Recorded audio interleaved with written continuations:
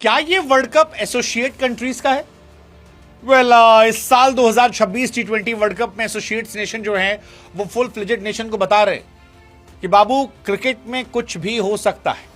मतलब यूएसए ने इंडिया को ऑलमोस्ट पटक दिया था, नीदरलैंड ने तो हरा ही दिया था, स्कॉटलैंड ने सरप्राइज किया था, लेकिन नेपाल ने इंग्लैंड को लगभग हरा दिया था। वो जो नीदरलैंड के प्लेयर ने कहा था कि पाकिस्तान जीता नहीं, हम हारे, नेपाल के लिए भी आप वही कह सकते हो। इंग्लैंड नहीं जीता है, नेपाल हारा है। वो जो 4 रनों से हार हुई है वो नेपाल की हार है, क्योंकि इस मैच में इंग्लैंड धुआं धुआं हो गई थी। इंग्लैंड के सारे खिलाड़ियों के होश फाख्ता हो गए थे। 184 रन बनाने के बाद अगर आप एक एसोसिएट नेशन के सामने पानी पीते नजर आ रहे हैं, हांफते नजर आ रहे हैं, कप्तान को बार बार कूदना पड़ रहा है, हैरी ब्रूक को परेशान होना पड़ रहा है, दैट डिफाइंस की मैच बड़ा तगड़ा था।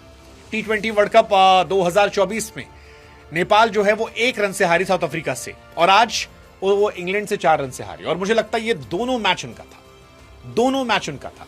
शायद भविष्य में जीतेंगे भी, अभी नई टीम है इसलिए पूरा मैच कंट्रोल करने के बाद आखिरी लम्हों में वो जो पैनिक सिचुएशन आती है, वहां जहां एक्सपीरियंस काम आता है, वो शायद रह गया। बट लगभग ये मैच वो जीत गए थे, लगभग मैच जीत गए थे। नेपाल को आखिरी ओवर में 10 रन चाहिए थे, और अगर आपको T20 मैच में 10 रन चाहिए तो आपका मैच जीता हुआ होता है। मतलब 10 रन इज नथिंग अगर आप 184 चेस कर रहे हो और आपके पास एक वेल एस्टेब्लिश बल्लेबाज है। लेकिन वही था कि आखिरी ओवर में नेपाल ने थोड़ा स्ट्रगल किया। 0-1-1-2-0-1। सैम करन जो इंग्लैंड के हीरो रहे हैं, मैन ऑफ द सीरीज रहे थे, प्लेयर ऑफ द सीरीज एक जमाने में जब इंग्लैंड चैंपियन बनी थी, आज उन्होंने फिर बताया कि वाई ही सो यूजफुल, और इस मैच को लगभग हारा हुआ से जीता हुआ कर दिया। 4 रन से इंग्लैंड जीत गई, केवल 6 रन गए इस मैच में, मतलब इस ओवर में, विच इज क्वाइट अनफॉर्चुनेट कि यार इतना क्लोज मैच आ कैसे।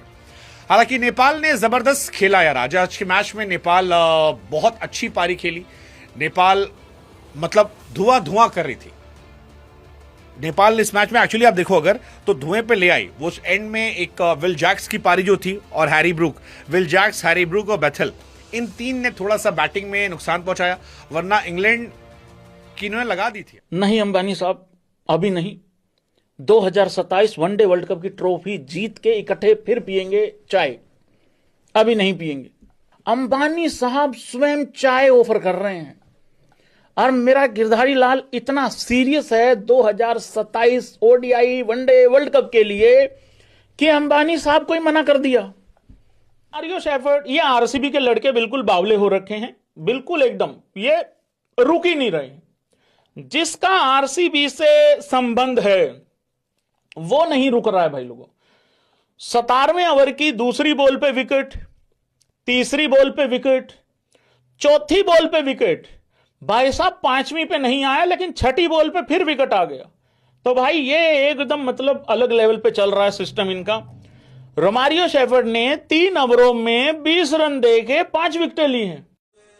जय हो मेरा T20 का सौदागर, मेरा आईपीएल जितवा देने वाला, पैट कमिंस के दिन दहाड़े रात होते ही घोड़े लगवा देने वाला, उसके बाद टेस्ट क्रिकेट को यूं यूं कर देने वाला, ओडीआई में थोड़ा कप्तानी सेट हो जाए तो मेरे गोती की वहां पे भी जय जयकार हो जाए। T20 का बेताज बादशाह, खेलते हुए भी बेताज बादशाह, कप्तानी करते हुए भी बेताज बादशाह, कोचिंग करते हुए भी बेताज बादशाह, T20 का फॉर्मूला हर लेने वाला, हर बीमारी की सोल्यूशन को दे देने वाला गौतम गंभीर जी को भाई लोगों प्रणाम नहीं चाहिए होते। तो इन्होंने गलती करी उसको आउट करके, तो भाई एक बहुत बड़ा अपसेट हुआ। पाकिस्तान जो है वो जीत गया है ये मैच, और नीदरलैंड जो कि डिजर्विंग थी टीम वो हार गई है। बट इस पे क्या बोल सकते हैं, हार गई तो हार गई भाई लोगों। लेकिन पाकिस्तान के लिए यस और नो कर दो सारे भाई बंधु जितने भी हैं, क्या पाकिस्तान की टीम यूएसए को हरा सकती है?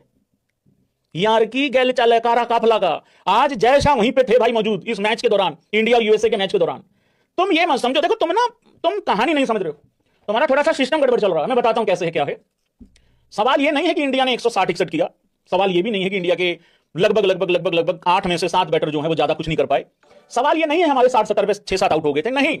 सवाल ये था यूएसए की तैयारी करानी बहुत जरूरी थी। तो आज यूएसए की तैयारी हो चुकी है, अब ये पाकिस्तान को नहीं छोड़ेंगे, ये बात पक्की है। क्योंकि आज नीदरलैंड, जिस तरीके से नीदरलैंड ने उनको उनकी औकात पूरी दुनिया को बता दी फिर से दोबारा, भाई ये धर लेगी यूएसए इनको। बाकी इनका पता कुछ नहीं, पता लगे नामीबिया से भी हार गई, ऐसा भी हो सकता है।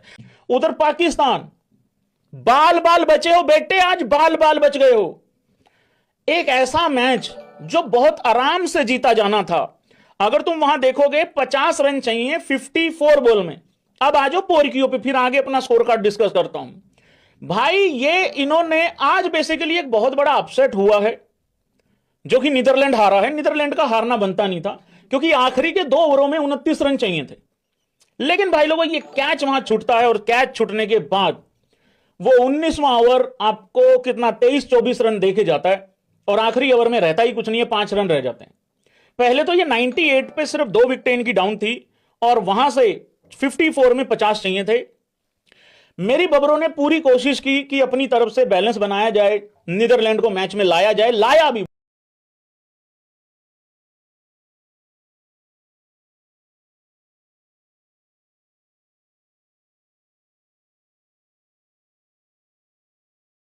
मोहम्मद सिराज ने यूएसए के सामने पहले ओवर में जब पहला विकेट लिया, तो मेरे जहन में जो पहला ख्याल आया वो यही कि यार दाने दाने पर लिखा होता है खाने वाले का। मतलब वो खिलाड़ी जिसे कहा गया था यार तुम इफेक्टिव नहीं हो, वो खिलाड़ी जिसका सिलेक्शन में दूर दूर तक कोई लेना देना नहीं था, जो खुद भी शायद नहीं सोच रहा था कि मैं वर्ल्ड कप खेलने वाला हूं इंडिया में। लेकिन फिर हर्षित राणा को चोट लगती है, हर्षित बाहर जाते हैं, इंडिया को एक बड़ा झटका लगता है, बड़ा झटका, क्योंकि हर्षित इंडिया के लिए एसेट बन चुके हैं बैट बॉल दोनों से। सिराज की एंट्री होती है, बुमराह को भी कुछ शिकायतें होती हैं, और सिराज पहले मैच में डेब्यू कर लेते हैं, पहले ओवर में विकेट निकाल लेते हैं, 3 ओवर में 18 रन देकर 2 विकेट निकाल लेते हैं। खत्म होते होते 3 विकेट उनके नाम होते हैं, इंडिया के हाईएस्ट विकेट टेकर होते हैं। ये एहसास कराता है क्या? हाँ बेटा, अब बोल रहा हूँ बेटा। हाँ बेटा, बहुत बहुत बधाई हो बेटा। नहीं बेटा, किसी को नहीं पता लगा है कि तूने नीदरलैंड के लिए क्रिकेट खेली है आज। बेटा मैं तो इनको सबको कह रहा हूँ। हाँ अबू बोल रहा हूँ बेटा, मैं तो इनको सबको कह रहा हूँ बेटा, देखिए अपनी टीम की जर्सी पहन के अपनी ही टीम के लिए खेल जाना कोई बहुत बड़ा कारनामा थोड़ी होता है। भाई हिम्मत और दिलेरी की बात तो तब होती है मेरे मुन्ना, जब अपनी ही टीम की जर्सी पहन के अपने ही लोगों के बीच में खड़े होके अपनी ही टीम को पूरा प्लानिंग के तहत खोद के दूसरी टीम के साथ मैच विनिंग पारी अगर खेल दिया जाए, ये है बड़ा प्लेयर का मतलब जज्बा। T20 का राजा, मेरा बेताज बादशाह, मेरा चिंगम चबा के सामने वाली टीम को चबा जाने वाला।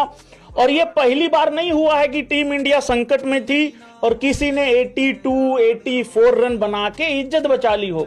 इससे पहले भी ऐसा कारनामा भाई लोगों हुआ है, तो आज फिर से एक बारी 80 प्लस के स्कोर ने इज्जत बचा ली। इतनी बेहतरीन, इतनी आउटस्टैंडिंग इनिंग जो है वो खेली है सूर्य कुमार यादव ने, बेहतरीन, लाजवाब भाई लोगों। वैभव सूर्यवंशी ने छोड़ा नहीं है भाई। कोई इतना टैलेंटेड कैसे हो सकता है यार भैया?